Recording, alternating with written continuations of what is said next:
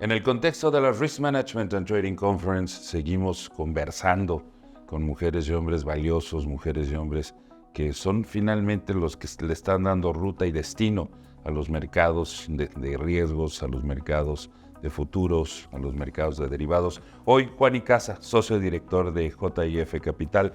Gracias, un privilegio poder conversar contigo. Juan, ¿qué quiere decir esto de que se ha invertido la curva de rendimiento? ¿Cómo podríamos explicarlo fácilmente? Mira, como ha habido inflaciones muy altas recientemente, entonces el Banco de México, con la finalidad de cumplir su mandato constitucional, que es el de mantener los precios estables, sube las tasas de interés para evitar que la inflación se desborde, ¿no? Entonces, o para provocar que la inflación se reduzca, ¿no? No es el único mecanismo, pero es el mecanismo más importante que utiliza. Ahora, la curva invertida lo que nos sugiere es que las tasas de corto plazo, la tasa de política monetaria, que es de muy corto plazo, que es de un día, no va a permanecer de esta forma durante mucho tiempo. Y que las tasas eventualmente tendrán que ceder y tendrán que bajar, ¿no? ¿Cómo afecta esto a los mercados de deuda en el corto y en el largo plazo? Mira, en el corto plazo, el resultado principal es que las tasas de corto plazo están muy altas, entonces las inversiones de muy corto plazo tienen muchísimo valor. Entonces las tasas de interés de muy corto plazo, entonces inviertes en CETES o instrumentos de muy corto plazo, obtienes un rendimiento comparativamente más alto que si invirtieras en una tasa de 10 años, etcétera, ¿no? La contra de esto es que si inviertes en CETES y luego para cuando se acaben o venzan tus zetas, si quieres invertir a más largo plazo, pues a más largo plazo va a estar abajo, entonces a lo mejor sales medio a mano. Pero básicamente como inversión el corto plazo tiene muchísimo valor y es natural porque el Banco de México lo que está tratando de provocar es que la gente, en lugar de gastar, ahorre. Entonces la gente, en lugar de ir a comprar algún producto o algún servicio, lo que hace es ahorre. Sí, porque además el costo de deber ahorita se vuelve muy elevado. Sí. Y entonces lo que haces es ahora ahorras en lugar de gastar, y eso hace que las empresas vendan menos productos y eso hace que se enfríe un poquito la economía y eso hace que baje un poquito la inflación. Esa es la teoría, ¿no? Ese punto de enfriamiento en función de lo que está sucediendo en la realidad, porque estoy comparando lo que nos explicas la teoría contra la realidad. ¿Qué tanto esto nos acerca a un periodo recesivo? ¿Qué tanto nos pone en peligro de una desaceleración que incluso se sienta y se resienta? Mira, yo creo que las tasas de largo plazo no están tan abajo como para pensar que están pronosticando una recesión.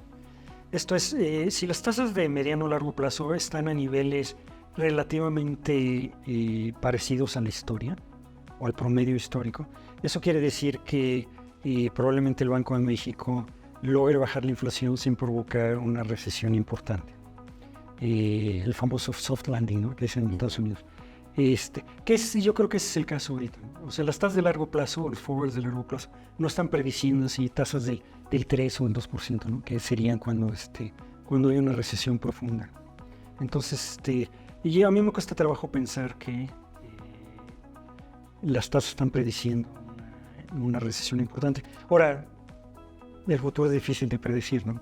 Entonces, viendo más allá de solamente los involucrados con riesgos en el sector financiero, pensando en las decisiones que tiene que tomar con base en riesgos cualquier otro ejecutivo, el director general de una organización, incluso siendo no financiera, ahorita tú ¿cuáles dirías son los riesgos más tangibles, aquellos que no podemos dejar de estar observándolos y ver su comportamiento, porque es lo que puede traer riesgos más grandes o consecuencias mayores en un futuro no lejano? Sí, bueno, contradiciéndome un poquito, por ejemplo, la cartera de los bancos, la cartera comercial de los bancos ha empezado a crecer en términos de cartera vencida.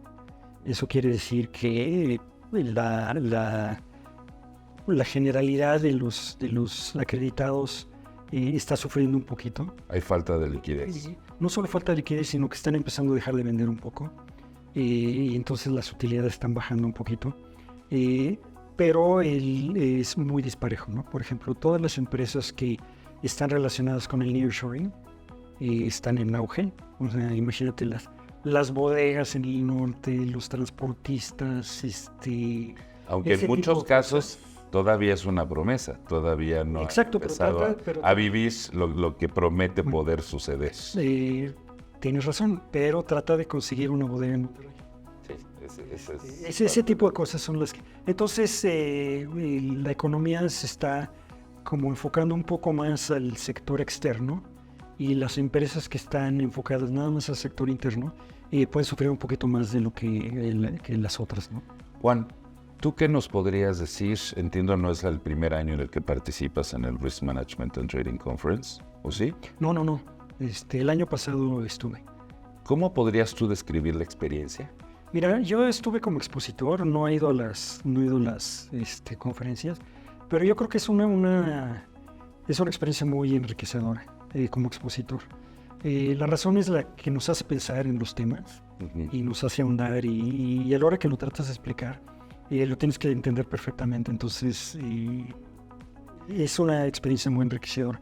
Yo creo que hacen una chamba extraordinaria en esto, ¿no? Traen unos expositores de primera, traen gente de calibre mundial, o sea, y yo creo que es algo fantástico. Y viéndolo desde el otro punto de vista, de los asistentes, porque estás en uno de los espacios de formación de ejecutivos, y lo podemos decir, de ejecutivos, déjate el alto nivel, de alto rendimiento, y que pues te estás dando cuenta que quienes asisten.